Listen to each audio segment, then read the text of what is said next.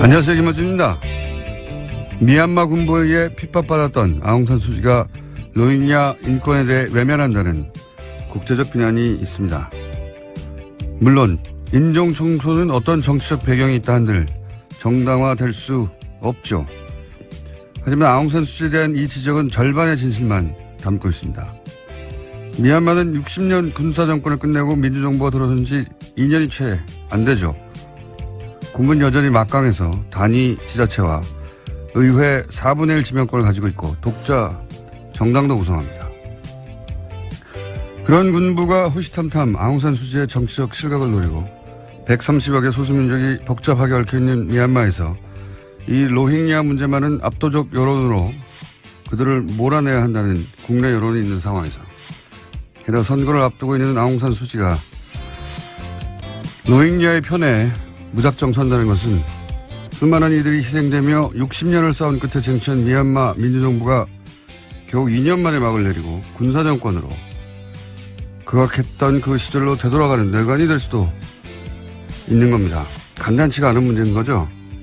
하여 아웅산 수지에 대한 국제사회의 비난이 한편으로는 당연하면서 또 한편으로는 이 로힝야 문제의 원인 제공자인 영국의 책임 또한 동시에 지적되어야 마땅합니다. 영국의 책임에 대해서는 누구도 거론하지 않는다는 면에서 부당한 측면이 있는 거죠. 애초 영국이 이 지역에 식민지, 식량기지를 건설하며 이 갈등이 잉태된 거니까요. 서구의 시각만으로 국제 문제를 바라보는 관상은 이제 좀 벗어나야겠습니다. 김어준 생각이었습니다.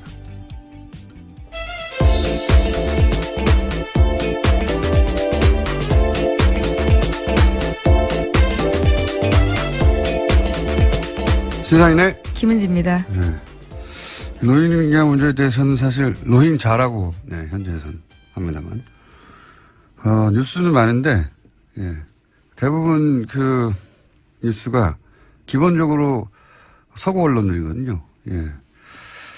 그 군부가 굉장히 막강하다고 해요.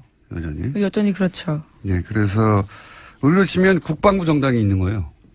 그리고 그 국방부 정당에서 도지사 예를 들면 4분의 1 그리고 국회의원 우리로 치면 75명 80명 가까이를 그냥 지명할 수가 있어요. 막강한 거죠. 병영국가죠. 실제로 여전히. 근데 이제 호시탐탐 아웅산 수치를 노리고 있는데 이 로힝자 문제에 관해서는 소수민족이 굉장히 복잡하고 이 소수민족들 중에 여전히 미얀마 군부하고 싸우고 있는 그런 소수민족 많거든요. 근데 그런 소수민족 전체가 다 이 문제에 있어서만 일치단결이라고 해요. 그런데 소수민족의 지지를 주로 받은 게 아웅산 수치예요. 그런 상황에서 이제 공개적으로 로힝야족을 용인하는 정책을 펴는 순간 그걸 원하고 있다고 해요. 또 군부는 아웅산 수치가 그 정치적 선택을 하기를. 그러니까 이게 이제 간단치가 않은 거죠. 인권을 언급할 수 하는 게 어려워서가 아니라 언급하는 순간 실제로 또 미얀마 자기 혼자의 문제가 아니라 미얀마 민주정부하고도 그 운명과도 연결돼 있다.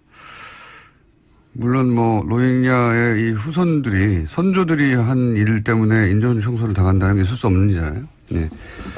그러니까 저는 동시에 있어야 된다.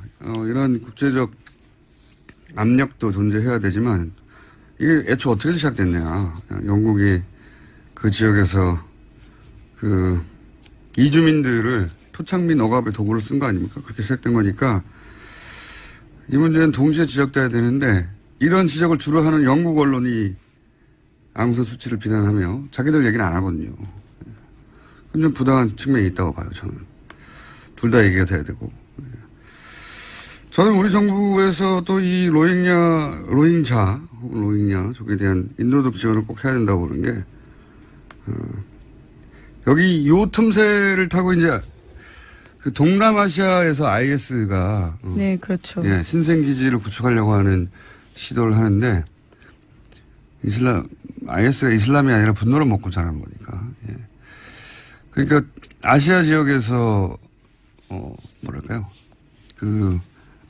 인도적 차원에서 지원해야 되지만 안보 차원에서도 지원하는 게 맞다. 우리 정부도 입장을 내는 게 맞다. 이렇게 생각이 듭니다. 이 문제는 저희가 전문가 한번 초대해 보겠습니다. 자, 첫 번째 뉴스는요. 네, 김명수 대법원장 후보자의 임명 동의안이 어제 국회를 통과했습니다. 찬성 160표가 나왔는데요. 표결에는 수감 중인 자유한국당 배덕광 의원을 제외하고는 모두가 참여했습니다. 김명수 신임 대법원장은 앞으로 대법관 13명을 제청할 수 있고 헌법재판관도 3명을 지명하게 됩니다. 인준안의 가결은 우선 김명수 대법관이 직면한 과제는 뭔가 하는 포인트가 있을 텐데 그건 잠시 후 저희가 박범계 의원하고 짚어볼 예정이고, 두 번째 포인트는 국민의당이 캐스팅 보트 역할을 했다. 확실하게. 이건 저희가 잠시 후 또 박지원 의원까지 보겠고요. 그리고 또 작은 포인트는 하태경 의원의 반란표도 있어요. 네. 네, 당론이 원래 반대였는데 찬성했다라고 공개적으로 밝혔습니다. 어차피 무기명 투표이기 때문에 그게 이제 강제할 수는 없는 거죠. 예, 강제할 수는 없는 건데 이거는 저희가 다음 주에 짚어보도록 하겠습니다. 자, 예, 통과했고요. 다음 뉴스는요. 문재인 대통령이 현지 시각으로 21일 유엔 총회에서 기조연설을 했습니다. 키워드는 평화, 촛불, 사람이었는데요. 특히 평화를 아주 강조했습니다. 전체 연설문에서 32차례나 언급했는데요. 또 북핵 문제를 평화적으로 해결하기 위해서 유엔이 역할에 나서줄 것을 공개적으로 제기했습니다. 연설 긴데 저희가 한 두세 마디 정도 대표적인 연설문 짧게 준비했습니다. 나는 지난 겨울 대한민국의 촛불혁명이야말로 유엔 정신이 빛나는 성취를 이룬 역사의 현장이었다고 생각합니다. 촛불혁명은 협력과 연대의 힘으로 도전에 맞서며 인류가 소망하는 미래를 향해 나아갔습니다. 우리는 북한의 붕괴를 바라지 않습니다. 어떤 형태의 흡수 통일이나 인위적인 통일도 추구하지 않을 것입니다. 북한이 이제라도 역사의 바른 편에 서는 결단을 내린다면 우리는 국제사회와 함께 북한을 도울 준비가 되어 있습니다. 평화의 실현은 유엔의 출발이고 과정이며 목표입니다. 한반도에서 유엔의 보다 적극적인 역할이 필요합니다. 도발과 제재가 갈수록 높아지는 악순환을 멈출 근본적인 방안을 강구하는 것이야말로 오늘날 유엔에게 요구되는 가장 중요한 역할입니다. 세 가지 메시지가 여기 다 들어있다. 네. 그 중에서 이제, 평화적으로 해결하기 위해서 유엔이 역할을 해달라. 핵심 메시지죠. 네, 다자주의적 개입을 공개적으로 제안한 겁니다. 예. 이란에, 우리도 그랬지만, 핵 문제를 해결하는 데는 당사자국끼리 안 되거든요. 그래서 이란도 사실은 육자회담 더 많죠. 왜냐하면 EU를 대표해서 들어왔으니까. 그래서 그 다자주의를 다시 한번 얘기한 거고요. 자, 다음 뉴스는요. 네, 또 문재인 대통령은 현지 시각으로 21일에 도널드 트럼프 미국 대통령과 정상회담을 가졌습니다. 양국 정상은 북한에 대한 압도적인 군사력을 우위를 유지하는 것이 필수적이다라는 데 공감을 했습니다. 또 한국의 최첨단 군사자산의 획득과 개발 등을 통해서 한미연합 방위태세를 유지, 강화하기로 했습니다. 또 한국과 주변 지역의 미국 전략자산의 순환 배치를 확대하기로 합의했습니다. 북핵 얘기는 트럼프 정부 입장에서는 무기를 팔 기회예요. 기본적으로. 예.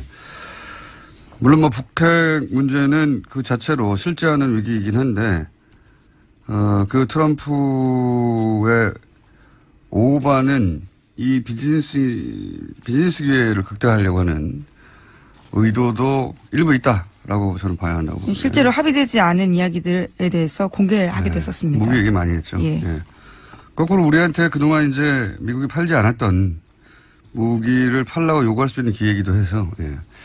수지 타산은 나중에 맞춰봐야 되겠지만 양국이 그런 계산에 있는 거죠. 예. 그런 얘기입니다. 다음 뉴스는요. 네, 국정원 관련된 뉴스 계속 전해드리겠습니다. 지난 2008년 광우병 반대 촛불 집회에 방송인 김재동 씨와 가수 윤도현 씨가 참가한 바가 있는데 두 사람의 소속사였던 다음 기획이 2009년과 2011년 세무조사를 받았다고 합니다. 그 배경에는 국정원이 있었다라는 SBS 보도가 나왔습니다. 안홍원 총장이 항상 얘기하는 정치적 세무조사. 구체적 사례. 표적 조사한 거죠. 예, 네. 구체적 사례인 건데, 그러니까 국정원 직원이 가서 했다는 거 아니에요? 국정원 직원이 가가지고, 국세청 조사국장을 만나서 네. 조사를 해달라고 요구했다라는 겁니다. 그와 관련된 보고서가 이번에 나온 거고요. 그러니까요. 그냥 막연히 그렇겠거니가 아니라 국정원 직원이 직접 가서 여기 하라고, 예, 하는 물증이 나온 거고요.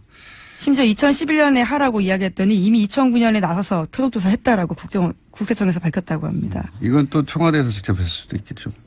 여하간 지난 정권의 국정원은 계속해서 반복되는 이야기지만 가장 비밀스럽고 강력한 불법 심부름 센터였어요. 국가적 규모의, 예, 그런 거였고. 또 한 가지는 국정원은 지난 10년을 거치면서 저는 정치기구가 됐다고 보는 것이, 자신들이 끊임없이 정치에 직접 개입해 왔잖아요. 예, 지시를 받고. 그런데 지시를 받기 전에 계속 그렇게 되어 가니까 자신들이 국면 전환을 할 수 있다. 그런 주체이다. 라는 인식을 저는 했다고 보고요. 예. 실제로 2007년 남북 정상회담 회의록을 공개했던 과정들은 적나라하게 그런 모습들이 있었습니다. 정치기구가 실제 했다고 봅니다. 그러니까 이게 항상 청와대의 지시를 받아서 수족만 한 게 아니라 10년 동안 그렇게 반복되면서 스스로 그런 정치적 판단을 하고 정치기구화하고 한 측면이 있다. 철저히 이 부분은 해체돼야 된다고 보고, 그런 측면에서 제가 예언 하나 해보자면, 예, 간만에 예언 하나 해봅니다. 남경필 지사의 아들 문제 있지 않습니까? 예. 이것이 무슨 국정과 관련이 있냐, 이렇게 말하려는 게 아닙니다, 일단은. 현재 마약건으로 수감되어 있습니다. 네. 그런데 전 이 사건을 보면서 무슨 생각을 했냐면, 지난 10년간의 패턴으로 보자면, 정치권, 혹은 우리 흔히 하는 표현으로 유명인들, 고위층의 자제, 이분들과 관련한 그러니까 고위층 인사들 혹은 유명인 인사들이 아니라 그 인사들의 자제와 관련한 뉴스가 한동안 나올 수 있다. 예언하는 바입니다. 저는 그런 의구심과, 예, 촉이 작동하였다. 그럴 수 있어요. 예. 일단 그렇게 예언해두고요. 다음 뉴스는요. 네, 이명박 전 대통령과 관련된 뉴스 계속 전해드리겠습니다. 청계재단이라고 있는데요. 이명박 전 대통령이 출연한 재단입니다. 이와 관련해서 청계재단이 자신의 채찍근인 뉴라이트 계열 김진홍 목사의 법인재단에 수천만 원을 지원했다라는 보도가 나왔습니다. CBS가 입수한 자료에 따른 건데요. 청계재단 운영과 사업 현황이란 자료를 보면 청계재단은 2015년과 2016년에 재단법인 두레문화마을에 각각 3천만 원씩 지원했다고 합니다. 이거는 저는 돈을 지원했다의 문제가 아니라 돈을 왜 쓰겠어요. 돈을 쓴다는 것은 영향력을 유지하려고 하는 것이고, 게다가 여기 두레마을의 상임이사 사무장 같은 경우에는 댓글 공작하던 사이버 팀의 일원이었거든요. 예. 예. 저는 우선은 국정원과의 커넥션, 이명박 전 대통령과 혹은 청계재단과 국정원과의 커넥션. 또 하나는 이명박 전 대통령이 이게 지금 작년까지 있었던 일이거든요. 예, 작년. 퇴임 이후에도 지속적으로 자신의 정치적 영향력을 유지하는 여러 가지 방안들을 썼고 정치에 개입하고자 했고 그런 정황의 일부, 극히 일부로 저는 보여집니다. 네. 이 사안은 그래서 저는 점점 더 많은 뉴스가 나올 수 있다. 네, 이명박 전 대통령이 그런 얘기도 했지 않습니까? 차기 정권은 했다고 알려져 있죠. 예. 본인이 확인해 준 바가 없기 때문에. 다음 정권은 내가 만들겠다, 이런 이야기. 거기하고 연결되어 있는 끄트머리 뉴스 일부가 나왔다. 저는 이렇게 보여지고, 이 문제는, 역시 잠시 후에, 오늘은 뉴스와 관련된 인터뷰가 많습니다. 인터뷰가 있습니다. 3부에서. 자, 오늘 여기까지 하죠. 저희가, 오늘 인터뷰 연속으로 많이 했습니다. 네. 시사인의 김은지였습니다. 감사합니다. 네. 바로 이어가겠습니다. 김명수 대법원장 후보자가 아니라 이제는 이제 대법원장입니다. 인준안이 가결됐습니다. 앞으로 김명수 대법원장이 풀어야 할 과제들 어떤 것이 있는지 더불어민주당 박범계 의원 전화 연결해 보겠습니다. 안녕하세요. 네, 반갑습니다. 이 가결, 예. 김명수 대법원장 체제의 출범, 어떻게 보십니까? 일단 임명동의안이 네. 참 천신만 곳 끝에 그래도 비교적 저희들 한 153표 뭐 이 정도 예상했었는데 생각보다 160표까지 나왔으니까 참으로 다행스럽고요. 사법부 수장의 공백을 하루라도 있어서는 안 되는데 통과가 됐습니다. 전체적으로 사법부 개혁에 대한 우리 국민 모두의 염원이 이제 실현될 수 있는 그러한 계기가 되었다. 참으로 다행스럽다. 그리고 큰 기대를 갖고 있다. 이런 말씀을 좀 드리겠습니다. 그 큰 기대가 이제 결국은 여러 가지 산적한 사법 개혁 과제를 잘 수행할 적임자다라고 해서 이제 기대를 갖고 계실 것 같은데 어떤 과제가 있습니까? 짚어주시자면. 기본적으로 이제 김명수 대법원장은 그동안 법원 행정처라는 말 그대로 사법부를 사실상 장악했다 그럴까 좌지우지했던 그런 조직의 출신이 아닙니다. 예. 야전에서 말 그대로 뭐 법관에게 야전이라는 표현하는 게 좀 어울리지 않는데요. 30년 동안 묵묵히 이 재판만 해왔고 춘천지방법원장으로서 말 그대로 진짜 이번에 일부 야당 의원들의 그 비유들을 보면 무슨 원스타가 총리가 되는 것 같다. 춘천 경찰서장이 경찰청장이 되는 것과 같다는 이런 비유가 있을 정도로 그런 비아냥을 들었습니다. 반대로 그것은 사법부 전체를 일신하고 말 그대로 소수자 보호 그리고 힘없는 어떤 사회적 약자 보호에 대한 그런 사법부 판결의 분위기를 일신할 수 있는 계기가 되었다. 이렇게 말씀드릴 수 있겠습니다. 법원 행정처 개혁은 왜 중요합니까?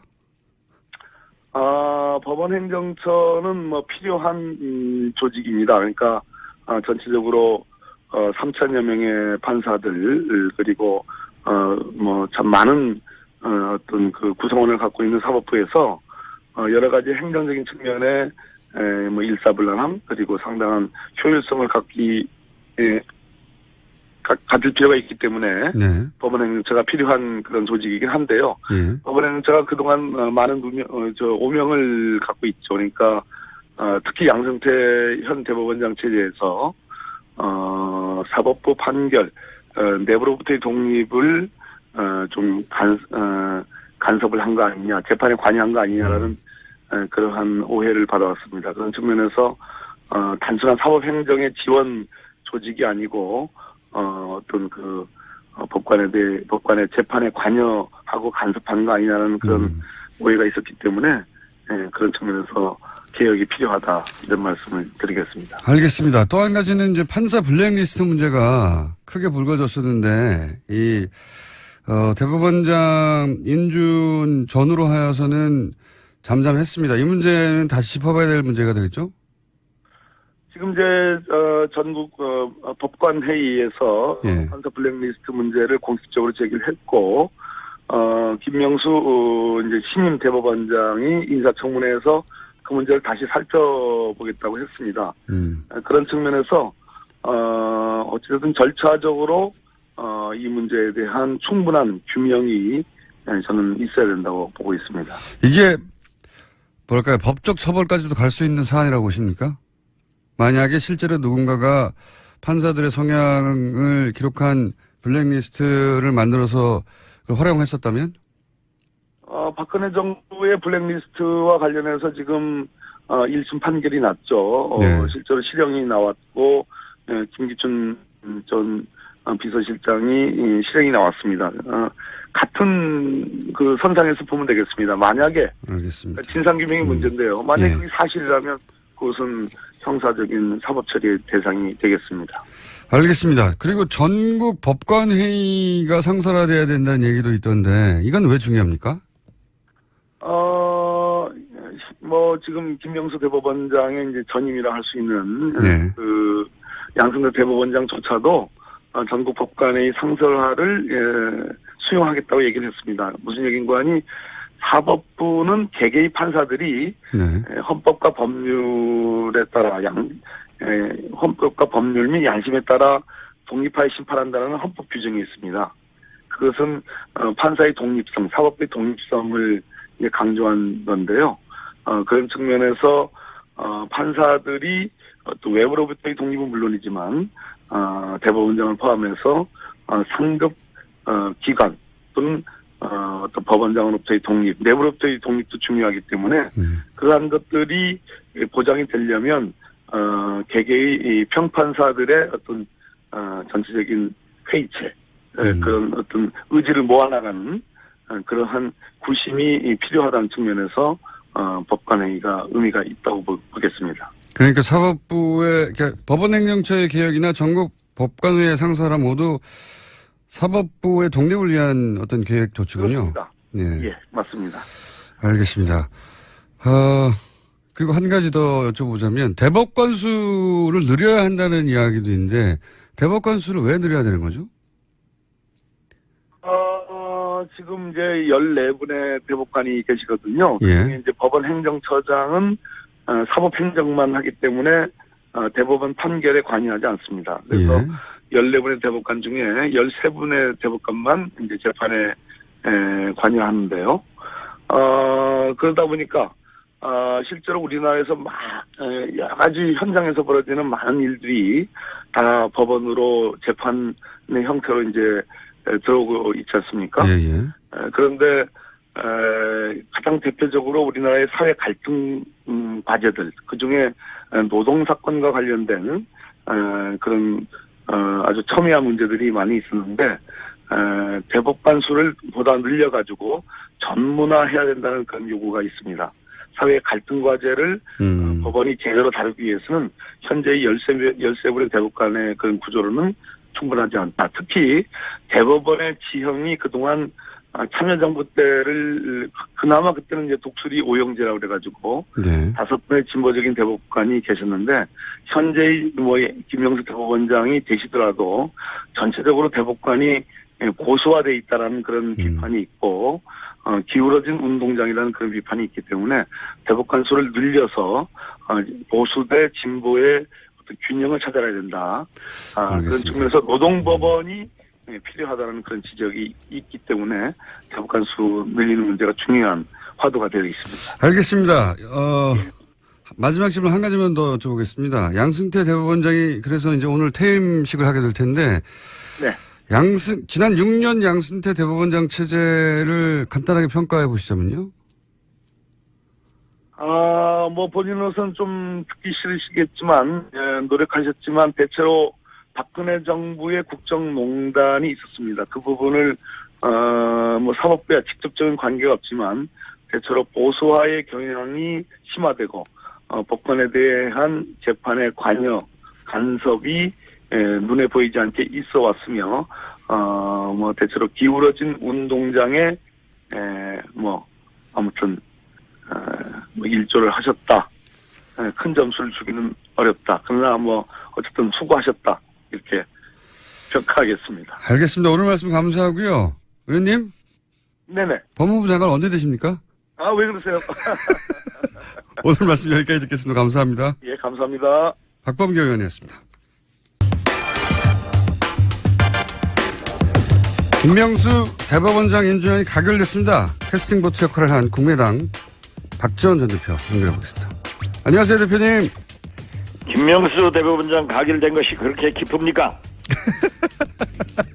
대표님도 자기는 투표 한 표도 하지 않으면서 말이지 마치 자기가 다 한 것처럼 아침부터 그렇게 손소리 쳐요. 제가 다시 시작하겠습니다.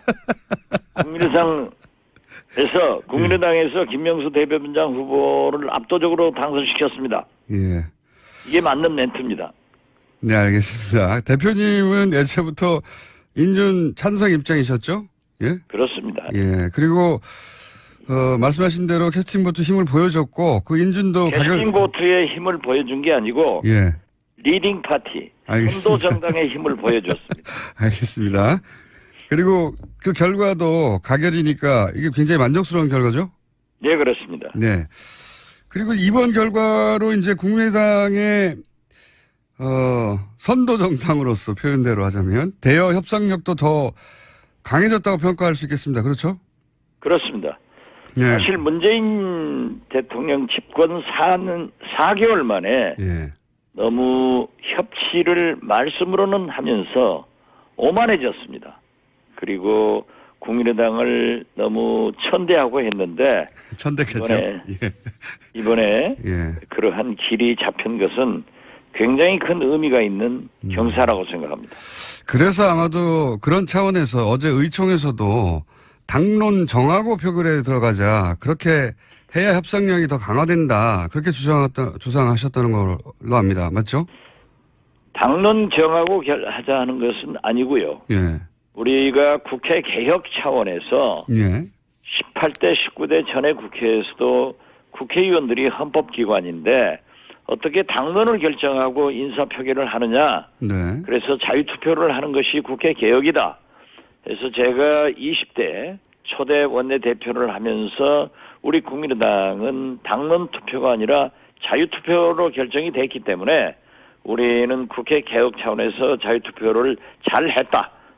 그러나 제가 강조한 것은 이제 김명수 후보자가 첫째는 협치를 위해서 대통령께서 외국 나가시면서 안철수, 김동철 두 대표에게 간곡히 부탁하는 전화를 주셨고 또 청문회를 해보니까 어떤 누구보다도 가장 깨끗했고 세 번째는 사법개혁 차원에서 그러한 인물이 없고 더더욱 중요한 것은 일부 기독교계에서 문제를 제기한 동성애 군형법상의 문제점이 김명수 후보자가 완전히 깨끗하게 클리어시켰습니다.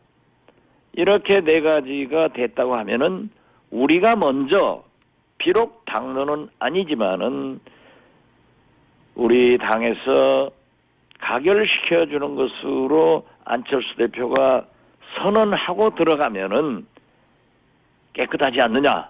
그리고 이 전국을 안철수가 이끌고 가지 않느냐. 이런 안을 제가 냈을 뿐입니다.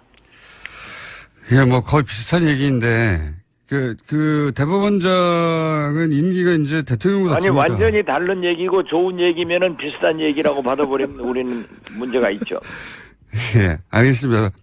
다른 얘기입니다. 훨씬 좋은 얘기죠. 훨씬 좋은 얘기입니다. 알겠습니다. 그러니까 가결시키는 입장을 정하는 게 좋지 않겠냐. 여러 가지 네. 이유로라고 말씀하신 거고. 그리고 실제 대법원장이 이제 임기가 대통령보다 긴 6년입니다. 그리고 그렇습니다. 예, 삼권 분립의 한 축인 사법부 수장이고, 그래서 뭐 장관 한 사람보다 훨씬 중요한 인사인데, 게다가 사법개혁 방향성이 결정되는 인준인데, 여기에 당론이 없다는 건 당의 정체성이 없다. 이렇게 말할 수 있는 거 아닙니까? 뭔가 입장을 정하고 들어왔어야 되는 거 아닙니까? 어제 대표님이 말씀하신 것도 이런 중대한 표결은 당의 입장을 정하고 가자. 이런 취지 아니신가요? 그러한 취지가 아닙니다. 아닙니까? 지금 19대 국회까지 예. 찬반에 관계없이 당론으로 결정해가지고 무조건 따르라. 이것은 안 되기 때문에 국회의원 개인이 판단할 수 있는 헌법적 기관의 권리를 부여하고 그 책임하에서 해야 된다. 그래서 저는 지금 현재 인사표결을 무기명 투표하고 있거든요. 네네. 그런데 미국처럼 이제 우리나라도 유기명 투표를 해야 된다. 그것도 맞는 말씀이시고. 예, 김어준 총수가 대법원장이라고 하면은 박지원 의원은 부표를 던질 겁니다. 그럼 박지원 예. 그러지 않을 거예요? 제가 김어준 총수가 대법원장 되면은 어떻게 가를 찍겠어요? 이렇게 역사에 대법원장감이 못 되는 김어준 후보자에 대해서는 박지원 같은 훌륭한 사람은 불을 던졌다. 이렇게 나와 있어야 됩니다. 그렇죠. 기록으로 남아야 되죠. 예, 당연히. 그렇습니다. 예. 그래서 우리도 이제 좀 더 진전돼서 유기명 투표를 할 때가 왔다. 저는 그렇게 봅니다. 그거는 옳은 말씀이신데, 오늘 주제는, 모든 투표를 다 당론을 정할 수는 없죠. 다른 당도 안 됩니다, 그게. 그리고 뭐 권고적 당론이니 이런 식으로 강제할 수도, 실제 강제도 불가능하죠. 무기명 투표니까. 그렇죠, 예. 결국은, 누가 어떻게 찍었는지 알 수 없는 무기명 투표라 당론을 정하든 권고적 당론이든 상관없이 다 각자 개인이 최종적으로 판단하는 것인데, 그런데 이제 어제처럼 중대한 판결 경우에는, 표결 같은 경우에는 그냥 자율투표하라는 게 이게 당의 민주적이라서 그런 게 아니고 그건 변명이고, 실제로는 안철수 대표가 굳이 당론을 어떻게든 정하지 않으려고 해서 안 된 거 아닙니까? 그것은 거듭 말씀드리지만 우리가 20대 국회에서 네. 국민과 언론과 국회의원 스스로 개혁 차원에서 당론 표결을 하지 않고 자유투표를 하겠다. 이렇게 결정됐기 때문에 저는 그런 말씀을 드린 거예요.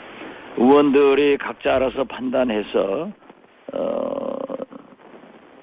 자율투표를 하지만은 당대표인 나로서는 김명수 후보자가 우선 대통령께서 간곡히 부탁도 하고 협치를 하겠다고 하는 약속, 네네. 또 청문회 과정에 너무나 깨끗하신 분이라는 것, 또 최고의 개혁이 필요한 사법개혁을 가장 잘할 수 있는 분, 또 한 가지 문제가 되었던 기독교계에서의 동성연애, 동성혼, 학문교배 이런 것들을 완전히 하지 않겠다고 서면으로 냈다고 하면은 나는 당대표인 나 안철수는 찬성표를 찍었으면 좋겠다. 이 정도 선언을 했다고 하면은 어제 사실상 안철수 대표가 김명수 후보자를 맨 먼저 당선되게끔 이끌었을 것이다. 그랬으면은 우리는 이중대가 되는 게 아니라 선도 정당으로서 참 멋있었을 거다. 또 만약에 찬성하지 않는다고 하면은 나는 이러한 이유로 부결을 시켜야겠다고 생각한다. 그러면 또 그렇게라도 선언을 해보자. 알겠습니다. 하루 전부터 설득을 했는데 할 것 같다 하다가 안 하더라고요. 그래서 만약 어제 그러한 선언을 했다고 하면은 또 하나의 우리 당의 발전이고 국회의 발전이 됐을 것이다. 저는 그렇게 봅니다. 좀 대표님이 말씀하시는 걸 자세히 듣고 보면 좀 다르긴 다르군요. 다른 분들 중에는 당론을 정해야 한다고 주장하신 분들도 계셨는데, 어제 박 전 대표님은 그러니까 당론이 아니더라도 당 대표가 입장은 밝혀야 된다 이런 말씀이셨군요. 그렇습니다. 확실하게. 예. 근데 이제 끝까지 밝히지 않았는데 그것은 안철수 대표가 애초 사실상 부결시키는 걸 염두에 뒀기 때문 아닙니까? 부결시키고 싶은데, 그래서 문재인 정부에 타격을 주고 싶은데 부결됐을 때 후폭풍은 또 책임을 지기 싫으니까 그 책임을 의원 개개인에게 떠넘기고 이런 거 아닙니까? 우리 김어준 총수는 다 좋은데요. 네. 특히 저에게는 참 잘해주는데 우리 안철수 대표에게는 가급적 상처를 내려고 노력하고 있기 때문에 제가 거기다 소금 뿌릴 수는 없잖아요. 아니 그러니까 그런데 이해하기는 잘 하시네요. 이해하기는 잘 하시네요. 그러니까 부결, 왜냐하면 이런 말을 했거든요. 안철수 대표가 의총에서 보도된 바에 따르면 정치 권력으로부터 사법부를 보호하고 그리고 수호할 인물인가 따져라 했는데, 정치 권력이라는 게 지금 청와대를 뜻하는 거고 정치 권력으로부터 보호하라고 했으니까 청와대가 임명한 인물이니까 싫다는 거 아닙니까? 청와대하고는 떨어져서 판단하라. 그러나 지금 현실적으로 대법원장은 우리 헌법에 의거해서 네. 청와대에서 임명하게 돼 있습니다. 그렇죠. 근데 제 말은 뭐냐면 초법적으로 예. 얘기할 수는 없는 거고, 안철수 대표가 찬성을 했는지 반대를 했는지 그러한 것은 직접적으로 표시를 하지 않고 자기 측근 몇 사람들과 그런 얘기를 나누었다고 하니까 예. 저는 잘 모르는 일은 우리 김총수처럼 아는 척하고 말하지 않습니다. 만약에 안철수 대표가 가결을 실제로 원했다면 대표님이 그렇게까지 말하고 또 뭐 정동영 의원이나 다른 의원들도 정동영, 천정배 네. 얘기를 했죠. 많은 분들이 당론을 정하자. 예. 당대표가 의견이 없는 게 어떻게 당대표냐. 그러니까요. 지도자라고 하면은 의견을 제시하는 거다. 그렇죠. 이런 얘기까지 했었지만은 또 안철수 대표로서는 지금까지 관례상 또 당을 여러 의견이 있기 때문에 좀 중립적으로 끌고 가기 위해서 그런 판단을 했을 수 있기 때문에 문제는 그렇습니다. 인준이 됐으면 된 걸로 끝나야지. 그 자꾸 그렇게 김총수처럼 뭘 좀 꼽아내서 안철수를 좀 어디 코너에 몰아볼까? 그걸 김총수의 그 심보를 저는 싫어한다 이겁니다. 심보를. 예. 저는 모두에게 그렇게 굴고 있습니다. 그런 심보로. 근데 이런 말은 제가 한 게 아니고 어제 의총에서도 나왔지 않습니까? 의총에서도, 가결한다면 뭐 당연히 가결을 얘기하고 부결이 맞다고 판단하면 당대표가 본인이 그렇게 선언하고 당론을 그렇게 정하자고 의총에서 주장했어야 하는 거 아니냐. 이건 제가 한 말이 아니라 대표님도 말씀하시고 의총에서 정동영 의원이나 천정배 의원이 하신 말씀입니다. 제가 새로 만든 말이 아니라. 그리고 뉴스공장의 성공을 위해서는요. 네. 남의원총의 일을 너무 많이 알아도 안 좋아요. 그냥 넘어가세요. 이거는 당을 대표하는 정치인으로 이거 좀 비겁한 태도 아닙니까? 제가 비겁한 이제 태도가 아니라 예. 활발한 토론을 해가지고 예. 거기에서 보편 타당성한 결론을 내리면은 그대로 승복해서 가는 거죠. 안철수 대표만 하더라도 전당대회 때 네 사람이 싸워서 치열한 경쟁해서 네. 1등 나니까 승복하고 지금 당 대표니까 협력해서 나가고 있는 것 아니에요. 그런다고 또 의견은 자유롭게 제시하고. 안철수 대표 보호막 역할을 지난 대선에서 해주셨고 또 국민의당으로서는 안철수 대표가 중요한 자산이기 때문에 가능하면 대표를 변호해 오셨죠. 그리고 앞으로도. 네, 그렇습니다. 지금도 하고 있습니다. 그러니까 그 역할을 지금 하고 계신 건데 근데 앞으로도 인준을 이런 식으로 계속 처리합니까? 그거는 지속적으로 이런 얘기를 들을 것 같은데 그게 국민의당에도 도움이 안 될 것 같은데요. 저는 늘 그렇게 하고 있습니다. 왜냐하면 당대표는 안철수 대표이기 때문에 저를 필두로 해서 천정배, 정동영 우리 중진들이 다 열심히 도와주고 있습니다. 그렇기 때문에 어떠한 정책이나 인사 이러한 결정에 대해서는 국민 속으로 들어가서 국민이 어떻게 생각하는가 또 언론에서도 어떻게 생각하는가를 캐치해서 당에서 논의해가지고 결정을 빨리 가져야 됩니다. 우리는 비교적 가벼운 당 아니겠어요? 40명밖에 없으니까. 그래서 그러한 논의를 해가지고 우리 국민의당은 김어준 총수가 총리로 적임자다. 이렇게 결론을 내리든지 김어준 총수는 도저히 총리 적임자가 아니기 때문에 TBS 라디오에서 뉴스공장 진행자도 부적격자다. 이렇게 내려가지고 제시를 하겠어요. 네, 앞으로 그러면은 선도 정당이 되는 거예요. 네, 그런데 그걸 안철수 대표가 안 하시는 거 아닙니까? 그렇게 얘기해도. 제가 자꾸 물어보는 건. 지금까지 저와 함께 할 때는 해왔는데 예. 이번 한 두세 차례 그렇게 안 되니까 예. 우리가 나중에 결정하니까 민주당 편을 들어주면 민주당 이중대, 한국당 편을 들어주면 한국당 이중대.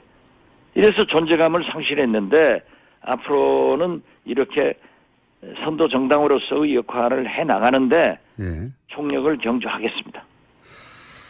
그러니까 그러시자면 오늘 인터뷰도 사실은 이제 안철수 대표의 몽환 태도라는 피해를 최소화시켜 보려고 직접 나서신 거지 않습니까? 그러니까 이 정도에서는 공개적으로 안철수 대표에게 한마디 하실 타이밍이 아니냐 이런. 오늘 인터뷰는 제가 원한 게 아니고 네. 우리 김총수께서 뉴스공장에 나와가지고 안철수 잘못한 것을 좀 얘기해봐라 이런 의도로 요청을 했지만 제가 아무리 생각을 해봐도 안철수 잘못한 것이 겨우 그거예요. 예, 알겠습니다. 그럼 앞으로도 그러면 계속해서 헌재소장이나 감사원장 인준도 당론 없이 모호한 태도로 자율에 맡긴다 이렇게 가는 건 아니죠? 모호한 태도가 아닙니다. 예. 자율투표로 맡기지만은 그 토론의 결과를 가지고 당대표가 의사를 표시하는 그러한 맨 먼저 네. 표시하는 방법으로 나가게 될 겁니다. 알겠습니다. 솔직히 말씀드렸어요. 예. 지금 저는 바른정당과 예. 자유한국당의 운명이 그렇게 길지 않다고 생각합니다.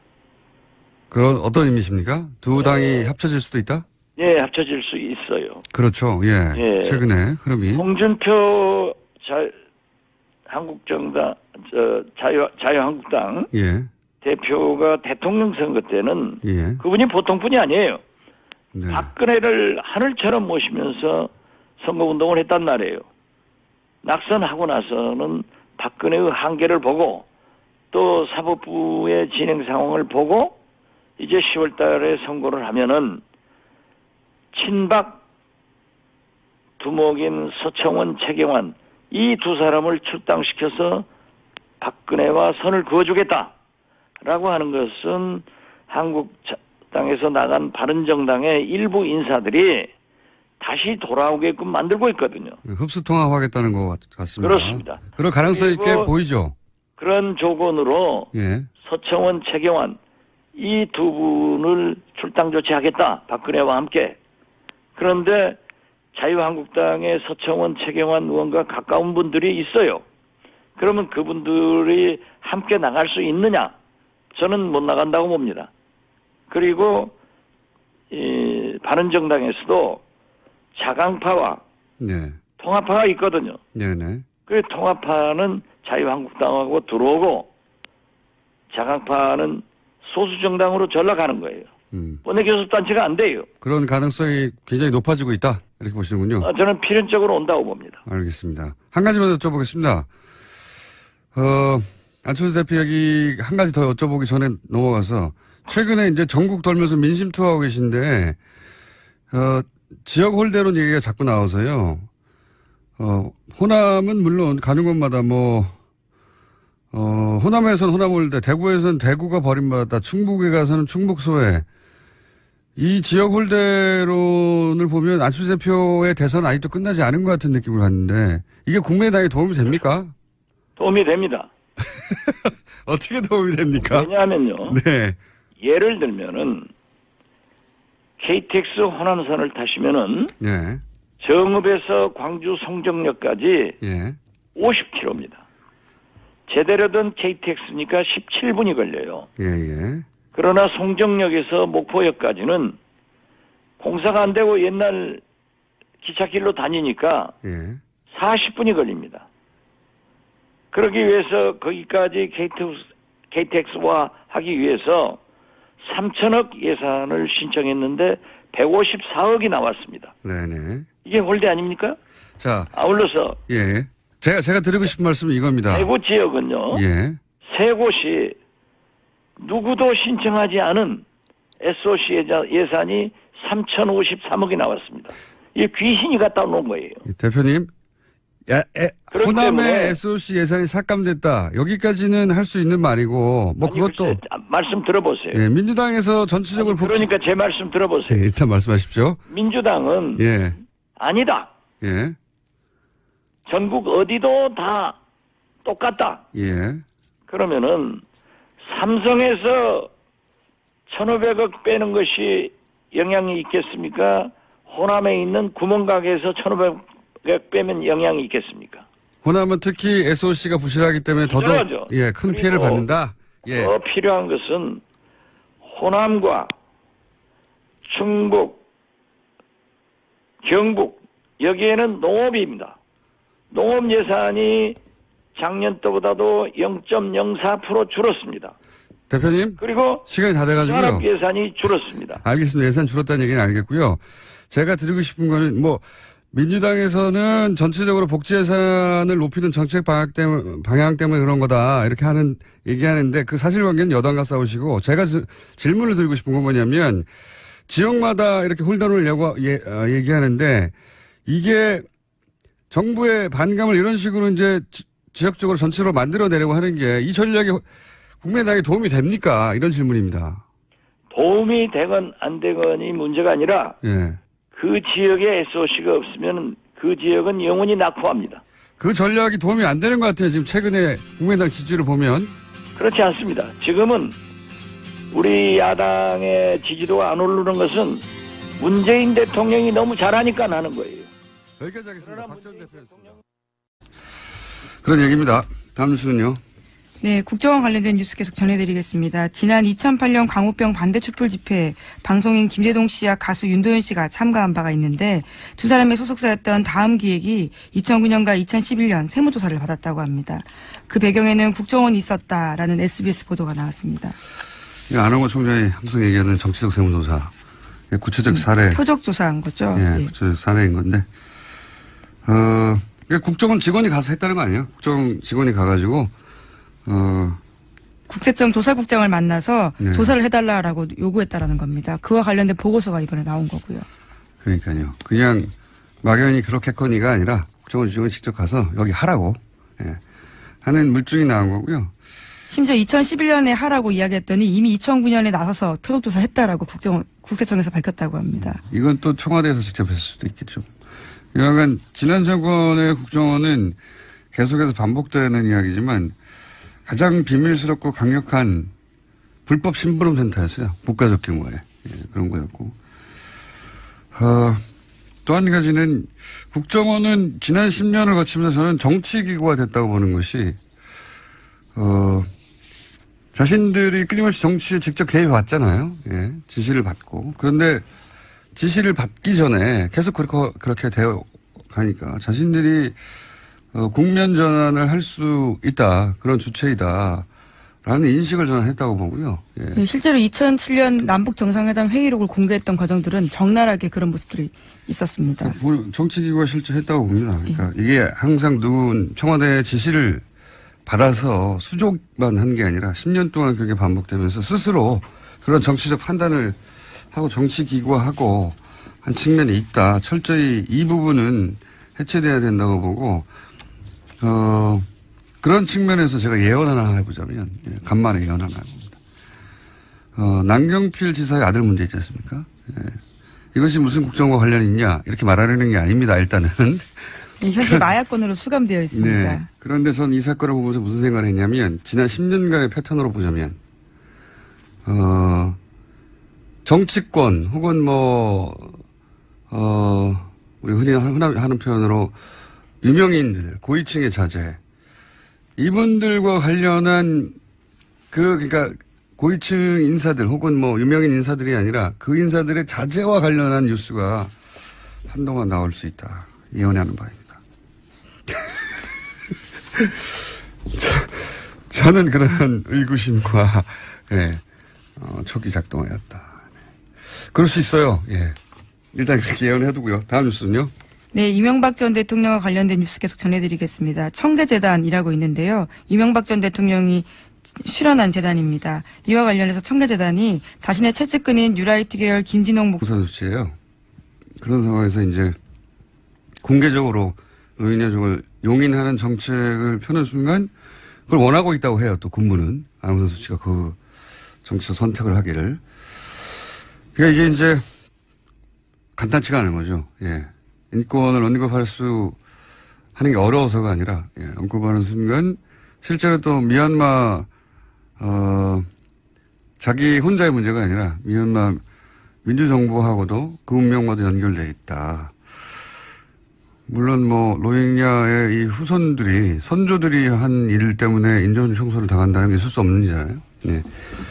그러니까 저는 동시에 있어야 된다. 이런 국제적 압력도 존재해야 되지만 이게 애초 어떻게 시작됐냐. 영국이 그 지역에서 그 이주민들을 토착민 억압의 도구로 쓴 거 아닙니까? 그렇게 시작된 거니까 이 문제는 동시에 지적돼야 되는데 이런 지적을 주로 하는 영국 언론이 앙선 수치를 비난하며 자기들 얘기는 안 하거든요. 그건 좀 부당한 측면이 있다고 봐요, 저는. 둘 다 얘기가 돼야 되고. 저는 우리 정부에서도 이 로힝야족에 대한 인도적 지원을 꼭 해야 된다고 보는 게, 여기 요 틈새를 타고 이제 그 동남아시아에서 IS가 네, 그렇죠. 예, 신생 기지를 구축하려고 하는 시도를 하는데 IS가 이슬람이 아니라 분노를 먹고 자라는 거니까. 예. 그러니까 아시아 지역에서 뭐랄까요? 인도적 차원에서 지원해야 되지만 안보 차원에서도 지원하는 게 맞다. 우리 정부도 입장을 내는 게 맞다. 이렇게 생각이 듭니다. 이 문제는 저희가 전문가 한번 초대해 보겠습니다. 자, 첫 번째 뉴스는요. 네, 김명수 대법원장 후보자의 임명동의안이 어제 국회를 통과했습니다. 찬성 160표가 나왔는데요. 표결에는 수감 중인 자유한국당 배덕광 의원을 제외하고는 모두가 참여했습니다. 김명수 신임 대법원장은 앞으로 대법관 13명을 제청할 수 있고 헌법재판관도 3명을 지명하게 됩니다. 인준안의 가결은 우선 김명수 대법관이 직면하는 과제는 뭔가 하는 포인트가 있을 텐데 그건 잠시 후 저희가 박범계 의원하고 짚어볼 예정이고 두 번째 포인트는 국민의당이 캐스팅 보트 역할을 했다. 확실하게. 이건 저희가 잠시 후 또 박지원 의원까지 짚어보겠고요. 그리고 또 작은 포인트는 하태경 의원의 반란표도 있어요. 네. 네, 당론이 원래 반대였는데 찬성했다라고 공개적으로 밝혔습니다. 어차피 무기명 투표이기 때문에 그게 이제 강제할 수는 없는 거죠. 예, 강제할 수는 없는 건데 이거는 저희가 다음 주에 짚어보도록 하겠습니다. 자, 예, 통과했고요. 다음 뉴스는요. 문재인 대통령이 현지 시각으로 21일 유엔 총회에서 기조연설을 했습니다. 키워드는 안녕하세요, 김어준입니다. 미얀마 군부에 의해 핍박받았던 아웅산 수지가 로힝야 인권에 대해 외면한다는 국제적 비난이 있습니다. 물론 인종 청소는 어떤 정치적 배경이 있다 한들 정당화될 수 없죠. 하지만 아웅산 수지에 대한 이 지적은 절반의 진실만 담고 있습니다. 미얀마는 60년 군사정권을 끝내고 민주정부가 들어선 지 2년이 채 안 되죠. 군은 여전히 막강해서 단위 지자체와 의회 4분의 1 지명권을 가지고 있고 독자 정당도 구성합니다. 그런 군부가 호시탐탐 아웅산 수지의 정치적 실각을 노리고 130여 개 소수민족이 복잡하게 얽혀있는 미얀마에서 이 로힝야 문제만은 압도적 여론으로 그들을 몰아내야 한다는 국내 여론이 있는 상황에서 게다가 선거를 앞두고 있는 아웅산 수지가 로힝야의 편에 무작정 선다는 것은 수많은 이들이 희생되며 60년을 싸운 끝에 쟁취한 미얀마 민주정부가 겨우 2년 만에 막을 내리고 군사정권으로 극악했던 그 시절로 되돌아가는 뇌관이 될 수도 있는 겁니다. 간단치가 않은 문제인 거죠. 하여 아웅산 수지에 대한 국제사회의 비난이 한편으로는 당연하면서 또 한편으로는 이 로힝야 문제의 원인 제공자인 영국의 책임 또한 동시에 지적되어야 마땅합니다. 영국의 책임에 대해서는 누구도 거론하지 않는다는 면에서 부당한 측면이 있는 거죠. 애초 영국이 이 지역에 식민지, 식량기지를 건설하며 이 갈등이 잉태된 거니까요. 서구의 시각만으로 국제 문제를 바라보는 관상은 이제 좀 벗어나야겠습니다. 김어준 생각이었습니다.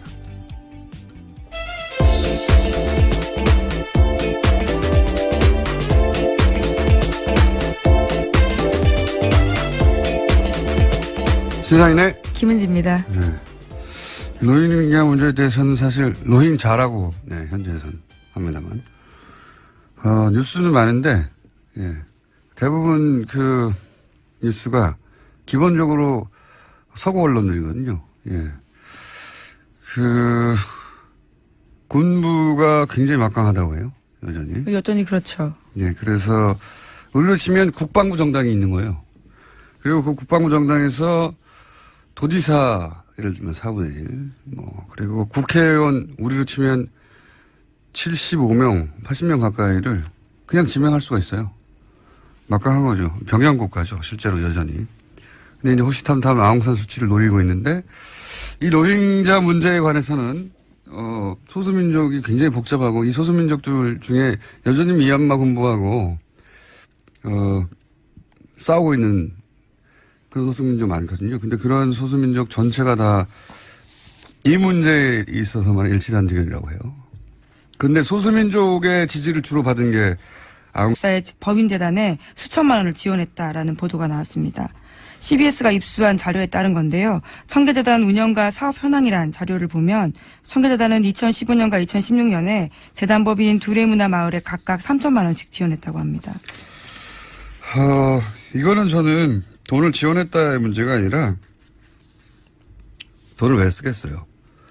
돈을 쓴다는 것은 영향력을 유지하려고 하는 것이고, 게다가 여기 두레마을의 상임이사 사무장 같은 경우에는 댓글 공작하던 사이버 팀의 일원이었습니다. 일원이었거든요. 예. 저는 우선은 국정원과의 커넥션, 이명박 전 대통령과 혹은 청계재단과 국정원과의 커넥션. 또 하나는 이명박 전 대통령이 이게 지금 작년까지 있었던 일이거든요. 예, 작년.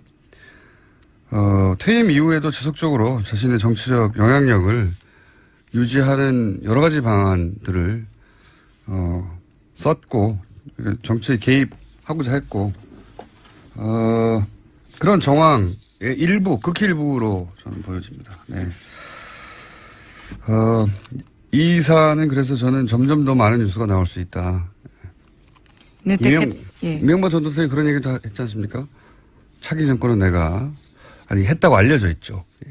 본인이 확인해 준 바가 없기 때문에 다음 정권은 내가 만들겠다 뭐 이런 이야기. 거기하고 연결되어 있는 끄트머리 뉴스 일부가 나왔다. 저는 이렇게 보여지고, 이 문제는, 역시 잠시 후에, 오늘은 뉴스와 관련된 인터뷰가 많습니다. 인터뷰가 있습니다. 3부에서.